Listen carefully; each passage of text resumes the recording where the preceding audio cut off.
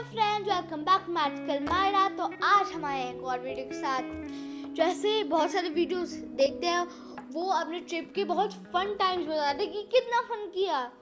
पर इस वीडियो में मैं बताऊंगी कितना हमारा लॉस हुआ है, कितना सैड फील हुआ।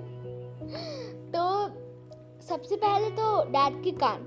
तो जब हम जा रहे थे मलेशिया, उससे एक रात पहले डैड और मम्मा पैकिंग कर रहे थे और दोनों सोए नहीं, मैं सो गई थी। और फिर ऐसा हुआ, डैड को कोल्ड और कफ हो रहा था जब वो पैकिंग कर रहे थे। बहुत वो ऐसे लाइटली ले रहे थे कि नहीं ठीक हो जाएगा, बहुत थोड़ा सा था। पर फिर जब हम फ्लाइट में घुसे और वो सो गए थे, जब लैंडिंग हो रही थी तब सोए थे, उनको कोल्ड और कफ हो रहा था और वो सो गए। जो वैक्यूम होता है ना, जो लैंडिंग का प्रेशर, वो तो सबके कान में होता है और वो ठीक हो जाता है, फूट जाता है बबल और कान बिल्कुल सही होता है। डैड का नहीं हुआ, डैड का बबल था और वो बहुत टाइम तक था। एक्चुअली वो ऐसे बर्स्ट नहीं हुआ क्योंकि डैड को कोल्ड और कफ हो रहा था और वो सो गए, इसलिए मैं और मम्मा बहुत डर गए। तो फिर जब हम केएल पहुंचे, अगर आपने वो वीडियो नहीं देखा तो है हमारे यूट्यूब चैनल में। एक रात तो सही था, बहुत परफेक्ट गया। फिर दूसरी रात जब हम लंकावी जा रहे थे, पिछला वाला वीडियो देख रहे थे लंकावी में क्या क्या करा, उससे सेकेंड डे के रात में, इवनिंग में तो बहुत दर्द होने लग गया। पर डैड झेल रहे थे, पर उन्होंने बोला कि थोड़ा सा दर्द है। जब हम पेनांग गए, पेनांग में जब हमने सब कुछ घूम लिया, होटल में आए, तब असली वाला दर्द शुरू हुआ था।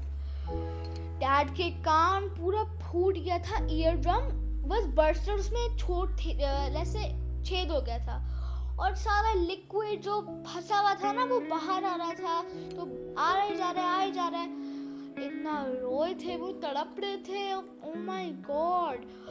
तो फिर होटल वाले भी परेशान है, अरे भाई क्या हो रहा है, हमारे पास कौन सा रूममेट आ गया। तो वो और फिर उस रात तो ट्राई करा झेलने। जब हम वापस से केएल आए तो मम्मा और डैड, मैं इतने परेशान। फिर फाइनली मम्मा ने गूगल किया best ENT in the whole KL, तो हमें मिल गया।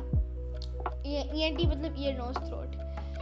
एंड देन बाद में जब मम्मा और डैड वहाँ गए, मैं नहीं गई थी, मैं अपने फैमिली के घर थी। तो जब वो दोनों गए तो उस टाइम डॉक्टर ने कुछ बोला था, मुझे नहीं पता, पर मम्मा के पास छोटा सा वीडियो बनाया था, तो हम वो वीडियो देखते हैं। चलो। तो फ्रेंड्स, हम यहाँ बैठे हैं केपीजे हेल्थ केयर में।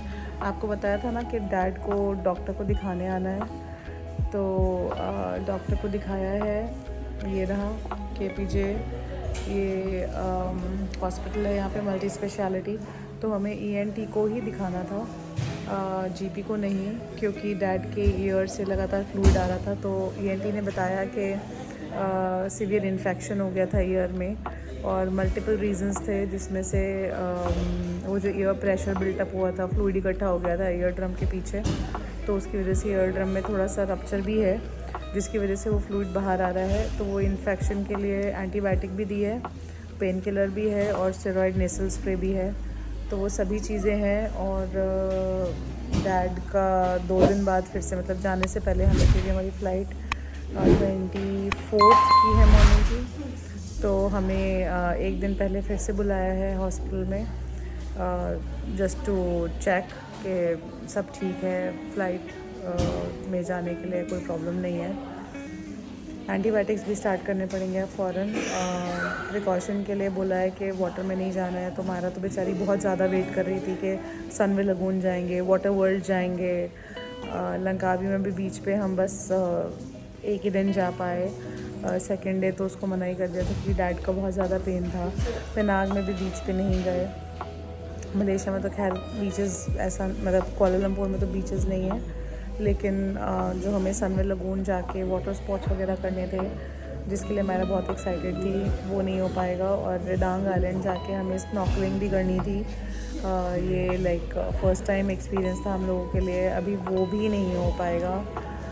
सो हमारा तो पूरा ट्रिप का ही ऐसा चल रहा है प्रॉब्लम। मायरा के लिए बहुत ज़्यादा अच्छा नहीं लग रहा उसके लिए ना। वो भी बेचारी बहुत रो रही थी डैड के लिए। छोटी है लेकिन बहुत समझती है चीज़ें ना। लेकिन कोई बात नहीं, डैड ठीक हो जाए, अभी तो सबसे ज़्यादा बड़ी टेंशन वही है। देखते हैं, अभी घर जाके बताते हैं उसको सारी सिचुएशन, फिर देखते हैं क्या होता है। ठीक है, तो अभी हमने ये मेडिसिन ले लिए यहाँ से कुछ। तो यहाँ पर ये कुछ ऑफ्लॉक्सेसिन दिया है डॉक्टर ने।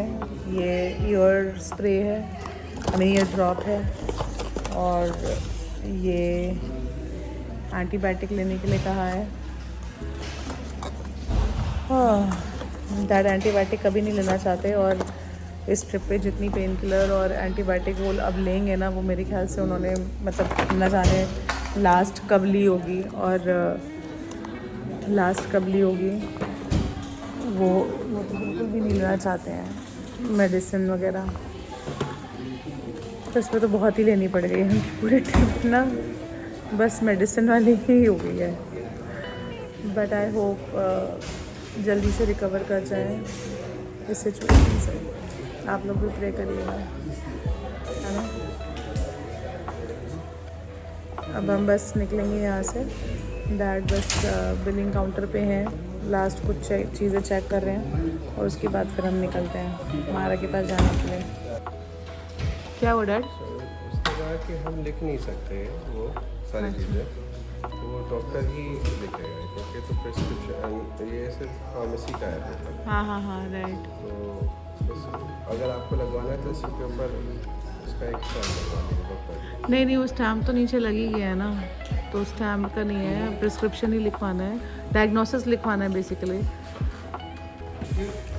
तो फ्रेंड्स, हमने ICICI लोम्बार्ड इंश्योरेंस लिया था ट्रैवल करने से पहले। यहाँ पे हॉस्पिटल में उन्होंने बोला कि वो अवेल नहीं कर पाएंगे हम डायरेक्टली, तो हमें पे करके उसको क्लेम लेना पड़ेगा। तो हमारा बिल आया है 831.50 रिंगिट का, जो हमने अभी खुद से पे किया है। और अब हम यहाँ पे डॉक्यूमेंट्स वगैरह वेट कर रहे हैं। इंडियन करेंसी में वो 16,000 प्लस होता है, मतलब 16,000 फ्यू हंड्रेड होता है, राउंड ऑफ करके वो शायद 16 या 17,000 बनेगा। तो अभी हमने यहाँ पे पेमेंट खुद करी है कार्ड से। कार्ड भी नहीं हमारे यहाँ मेरा, क्योंकि इंडिया का वो फ़ोन का आपको स्टार्टिंग में प्रॉब्लम बताया था ना, तो अभी क्या हुआ कि वो इंटरनेशनल लिमिट्स एक्टिवेटेड नहीं थी सिक्योरिटी रीजन से। तो अभी मैं इंस्टेंटली एक्टिवेट कर भी नहीं पाई, क्योंकि मेरे पास OTP आया था और मेरा इंडिया फ़ोन नंबर तो चल नहीं रहा है, सिम अभी मलेशियन है मेरे नंबर पे। तो वो एक और चैलेंज आया, तो फिर इसलिए फिर हमारे पास जितना भी यहाँ पे था मलेशियन करेंसी थी कैश, वो हमने यहाँ पे पे कर दिया है। और अब घर मतलब वापस जाके मैं लोड करूँगी कार्ड्स वगैरह, और उसके बाद फिर हम विड्रॉ करेंगे, ताकि फिर हम आगे घूमने फिरने के लिए जो भी चाहें वो फिर हम कैश यूज़ कर सकें, या कार्ड भी डायरेक्टली यूज़ कर सकते हैं। बट मोस्टली टैक्सीज़ वगैरह में या लोकल कुछ ख़रीदना है तो उसमें कैश यूज़ होता है। राइट चाहिए। सो डैड अभी यहाँ पे ENT का वेट कर रहे हैं।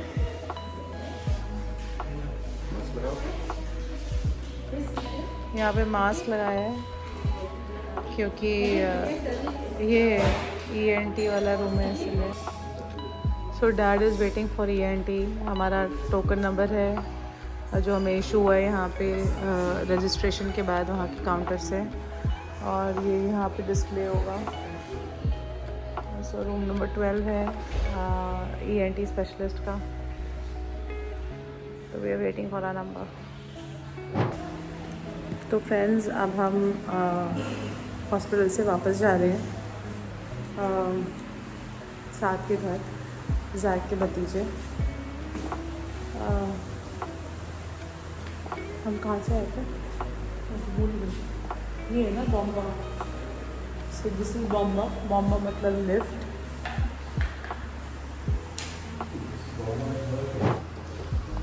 डैड के कान में फिर से पेन हो रहा है,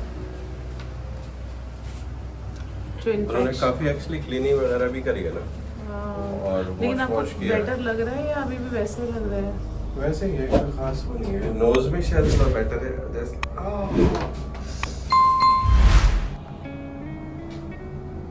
ऐसे बीच बीच में ना चमक सी उठती है बहुत ज्यादा। Are you fine? Yeah, Are you fine? yeah. We're still in the hospital. Are you okay? That's fine. वो एंटीबायोटिक खाने से ही होगा अब सही। मुझे भी यही लग रहा है। इन्फेक्शन है वो, एक दिन में नहीं ठीक हो पाएगा। तो फ्रेंड्स, यहाँ से सब कुछ हो गया है। अभी हम टैक्सी का वेट कर रहे हैं। टैक्सी बुक करी है। जब आए थे तो बहुत तेज़ बारिश हो रही थी, लेकिन अब बारिश नहीं हो रही है। जो यहाँ पर कभी भी बारिश हो जाती है। डॉक्टर ने बोला है कि मेरे कान के अंदर पानी नहीं जाना चाहिए। सो अब मैं स्विमिंग वगैरह भी नहीं कर सकता और वाटर स्पोर्ट्स भी नहीं कर सकता और बीचेस पे भी नहीं जा सकता।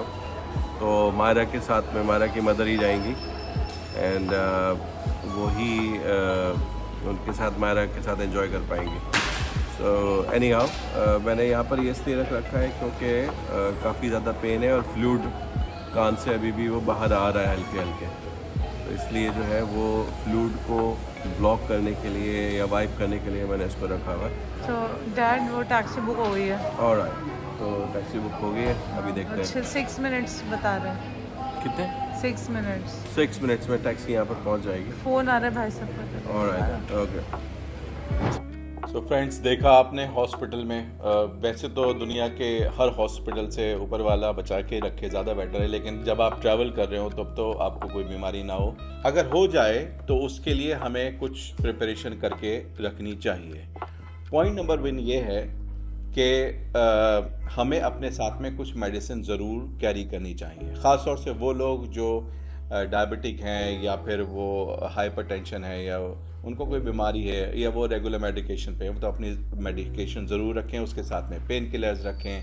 अगर आप क्रूज़ पे जा रहे हैं तो एंटीवोमिएटिक या फिर एंटी नौशियाटिक रखें। नंबर 2, आप एक मेडिकल इंश्योरेंस लेना ज़रूर याद रखें। ये जाने से पहले ही आपको लेना पड़ेगा। बहुत सारे मेडिकल इंश्योरेंस अवेलेबल हैं। ये आपको देखना है कि आप किस कंट्री जा रहे हैं और आपका मेडिकल इंश्योरेंस वहाँ पर किस तरीके से ट्रीट करेगा आपको।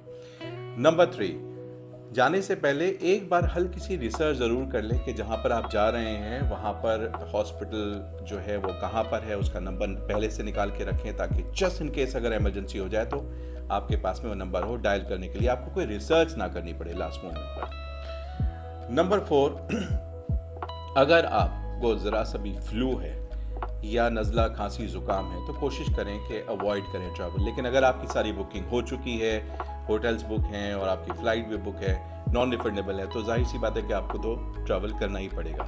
लेकिन हाँ, उस केस में क्या कर सकते, जो मेरे साथ हुआ था कि मैं सो गया था। कोशिश करें कि आप ना सोएं, ख़ास तौर से जब लैंड हो रहा हो उस वक्त तो बिल्कुल ही नहीं सोना चाहिए। और इसके अलावा आप क्या कर सकते हैं कि आप च्युइंगम रखें अपने साथ में। लगातार आप च्युइंगम चबाते रहें, जिससे क्या होगा कि वो जो प्रेशर है वो रिलीज़ होता रहेगा। या आप पानी पीते रहें और लगातार कुछ खाते रहें, थूक सुटकते रहें, अपना दवाइयाँ लेने की कोशिश करें आर्टिफिशियली, लेकिन कोशिश ज़रूर करें। और ये लगातार आपको एक्सरसाइजेस करनी है जब आपका प्लेन लैंड कर रहा हो, क्योंकि ऑलरेडी आप जो है सही नहीं है, आपको फ्लू है। तो ये सारी चीज़ें तो आपको ज़रूरी ही करनी चाहिए। लेकिन मैं सो गया था तो इसलिए मैं ये सारी चीज़ें नहीं कर पाया। तो अगर आप इन सारी चीज़ों का ध्यान रखेंगे तो शायद आप के साथ वो सब कुछ नहीं होगा जो मेरे साथ हुआ है। तो इसीलिए ये सारे मैंने आपको पॉइंटर्स बताए हैं अपने एक्सपीरियंस के मद्देनज़र। तो प्लीज़ इस सब का ध्यान रखें, स्वस्थ रहें और इन्जॉय करें, मेमोरेबल बनाएं अपनी ट्रिप को। और ये सारी चीज़ें हो सकती हैं किसी के साथ में भी। मैंने तो नहीं सोचा था कि मेरे साथ होगी, लेकिन फिर भी हुई। तो जो हमारे डैड है उनको बहुत सीवियर हियरिंग लॉस हो गया और अभी भी है। इस कान से बिल्कुल सुनाई नहीं दे रहा, इस कान से थोड़ा बहुत सुनाई दे रहा है, क्योंकि इस कान में डैड को लग रहा है कि कुछ तो डिफरेंस है। तो हमें जब हम आए थे, आप लोग डैड के लिए बिल्कुल प्रेयर करिए। बहुत ऐसे कमेंट्स बोला है कि please get well for dad please, तो डैड का कान ठीक हो जाए। ईएनटी जब हम इंडिया में वापस आए तो हमने एक और बार दिखाया ईएनटी को। ईएनटी ने कहा कि 3 वीक्स तो लगेंगे ही लगेंगे ठीक होने में। तो देखते हैं आपका ये कान सही रहेगा या नहीं, पर होपफुली सही रहेगा। Friends cross your fingers, pray करिएगा आप। फ्रेंड्स आप ये याद रखिएगा, please like, subscribe and share and comment on this video. Dad का पेशेंट है हमारे। चलिए दोस्तों, मैं अपना अपडेट देता रहूंगा आपको, और हम सब मिलकर फिर एक और अच्छा सा वीडियो बनाएंगे और आपके सामने। रिमेंबर, आप सारे हमारे फैमिली है, इसलिए बहुत ज़रूरी है आप बहुत अच्छे से प्रे करिएगा हमारे लिए। तो this is magical Myra signing off today and magical Myra family signing off today. Bye, like, subscribe and share on this video.